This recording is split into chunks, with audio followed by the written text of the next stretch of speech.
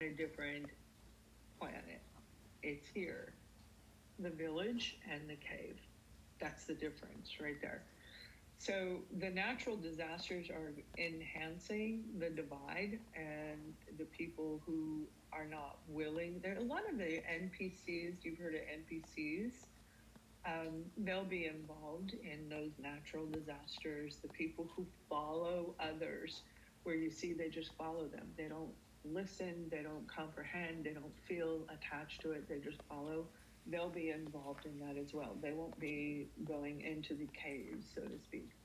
But it's all actually planned out, where as the old dies off, the old is torn away and swept away, and then the new emerges. And that's what this whole recycling thing is all about. So in every situation, for example, the Egyptians and that era, the Romans, they had their own era in a timeline, right? We're leaving one era in the timeline and moving into a new era. And that absolutely has everything to do with air, with communication, with the AI, the internet, all of these different aspects. Everything is air, in the air. So we went from the age of Piscean of love and romance, and now we're moving into intellect, authenticity, truth, and it's all about air. That is our point where we really can connect to the divine. That's why so many people are getting enhanced senses and actual guided messages. Mm-hmm. The future is beautiful. The future is very different. And it's going to take a little while to get there, because it takes a while to undo whatever we've done in our own life and imagine in the world. But the future is just amazing. I mean, health and fitness is there. People love life. It's more serene, like in Spain where I'm at, it's more serene here. People laugh because it's like, oh, they love their coffee. And coffee, or, cappuccino or whatever they're drinking, that's more about community. It's more about sitting down, and people they know will walk up and say hello, just being in the community, just grounding themselves, and because they just need to see where it's coming from and detach from that, heal that. Once you heal the traumas, it opens up the inner child. That's where your creativity, you get all of this amazing stuff. That's your direct connection to source. And it guides everything inside of you, including the visions for yourself of what you see in the future. If you are not being true and authentic to yourself, if you don't really open up to love, how is love ever going to come and find you? If you don't open up to living an exciting life, I'm always doomed, everything bad happens to me, will keep us in this low energy vibration, and we can never actually get to that passion. We can't even see it, and some people can't feel it. It's like they know something's there, but they can't do it. So the more shadow work they do, the more they will see what's coming. But you have to be in that center place in order to see it.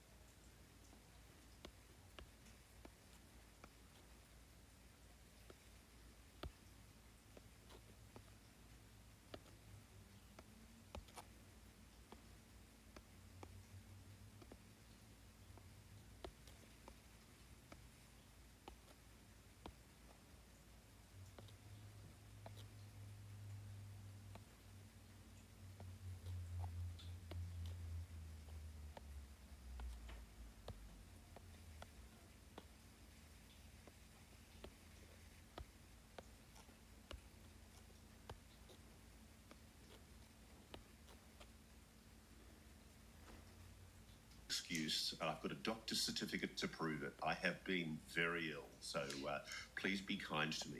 Yes, well, Russ, we are all glad that you're feeling better. We will probably not take it easy on you. Like normal.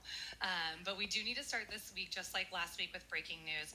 So get this, policy director for the White House Office of Science and Technology, his name is Michael Kratsios. He said today about U.S. technology, I'm going to quote him here, "Our technologies permit us to manipulate time and space. They leave distance annihilated." Let's listen into a bit of his sound. Our technologies permit us to manipulate time and space. They leave distance annihilated, cause things to grow and improve productivity.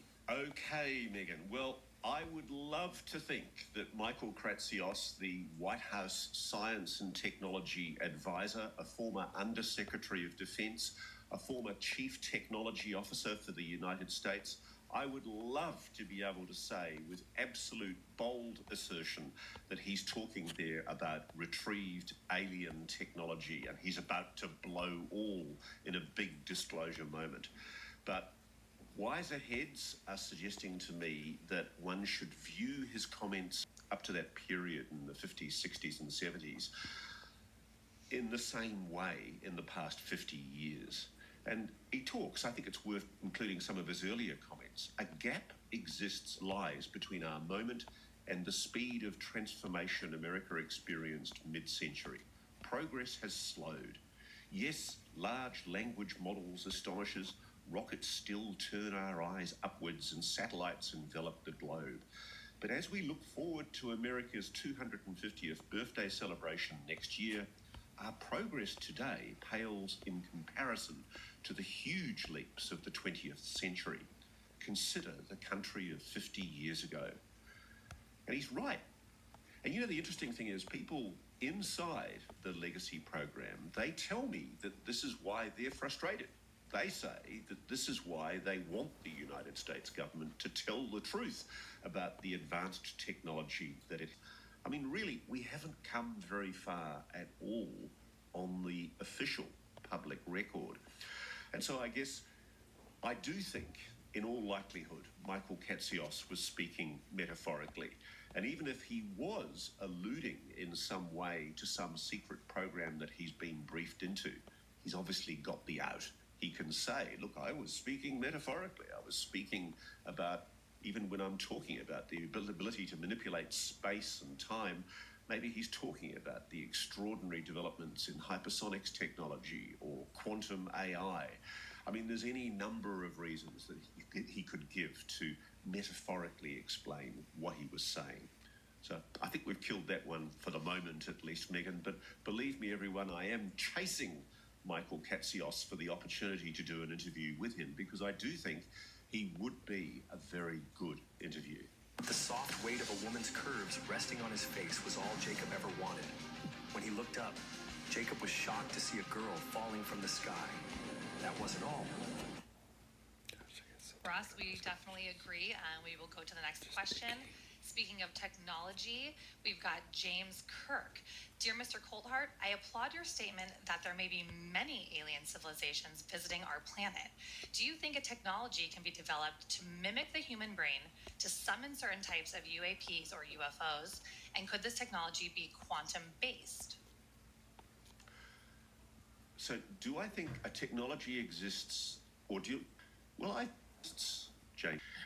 So yeah, I mean, I don't think we need to replicate the human brain in order to be able to do this. I think the human brain's already capable of doing it. Okay, Russ, I'm going to skip ahead to a couple questions to kind of play off what you just said. This is from @the GFNPC. Do you think it's safe that we summon them? What exactly is the message the NIH are receiving during the dog whistle? What if they get upset that they keep getting called? Those are all incredibly good questions. And if people watch my interview with Jake Barber and Matthew Pines that we did about 2 weeks ago on Reality Check, we actually went into a lot of this where, you know, we explored with Jake what they do. And ultimately, one of the things that I think Jake explained, which I'd love to hear more about, by the way, is that they have an oath that everybody swears on the area, on the range, before they actually do the summoning. They've also vowed at Skywatcher not to act offensively against NHI, which I think is absolutely crucial.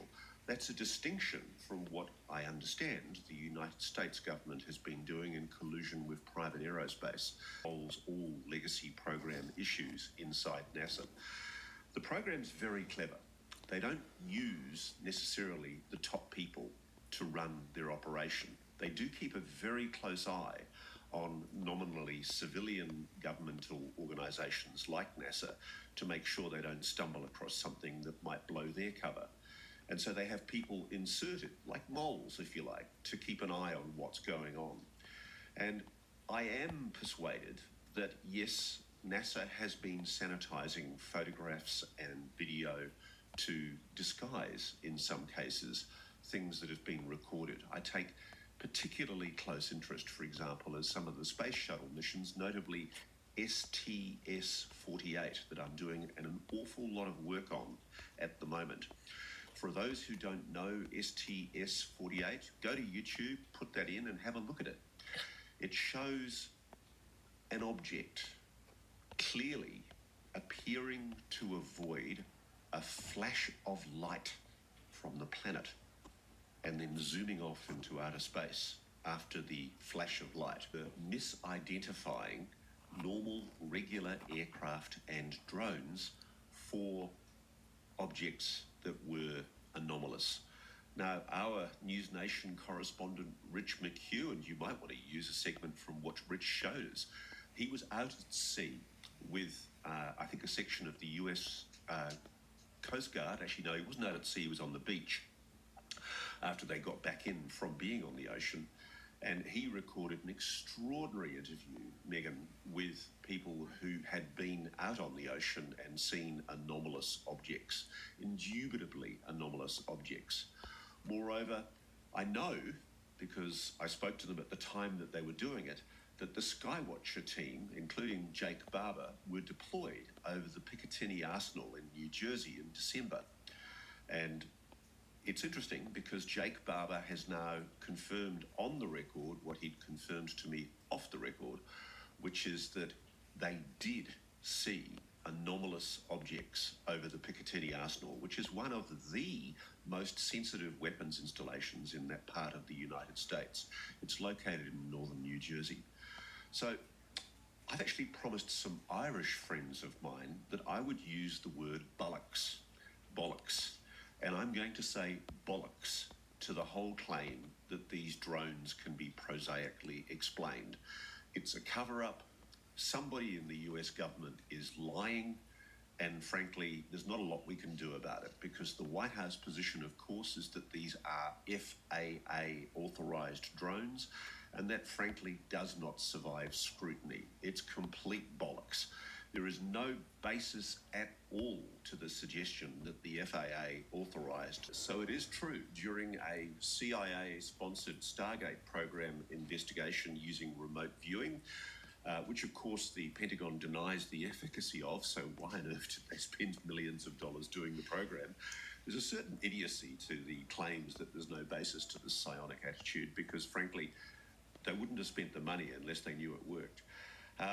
There was a remote view, and in fact, it's not just one remote viewer that's done this. I was reading just a few days ago about a Lynn Buchanan who's done similar work as a remote viewer.